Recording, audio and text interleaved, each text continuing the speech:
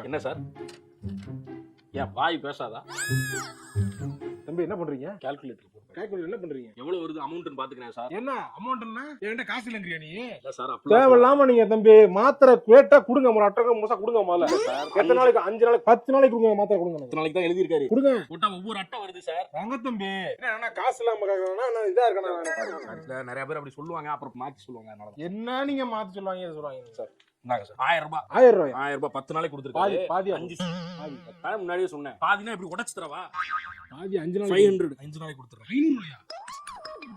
3 நாளைக்கு 3 நாளைக்கு 300. 2 நாளைக்கு 200. ஒரு நாளைக்கு 100. ஒரு வேளைக்கு கிடையாது. ஒரு வேளைக்கு பிரிக்க முடியாது. ஒரு நாளைக்கு அப்ப கொடுங்க. நாளைக்கு தான் ஒரு செட்டா தான் தருவேன். ஒரு நாளைக்கு தான். அதான் டாக்டரே 10 நாளைக்கு சாப்பிடுங்கன்னு சொல்லி எழுதி கொடுத்தா ஒரு 8 நாள் தான் சாப்பிடுவாங்கன்ற கணக்குல தான் அவர் கொடுப்பாரு. இவங்க அதையும் சுருக்கி 2 நாள் ஒரு நாள் சாப்பிட்டுட்டு சரியா இருந்துட்டு போக வேண்டியது. அதுக்கப்புறம் மறுபடியும் உடம்பு சரியில்லைன்னு மெடிக்கல் ஷாப்காரன் உயிரை போட்டு வாங்க வேண்டியது. ஏன் உசுரை வாங்குறீங்க?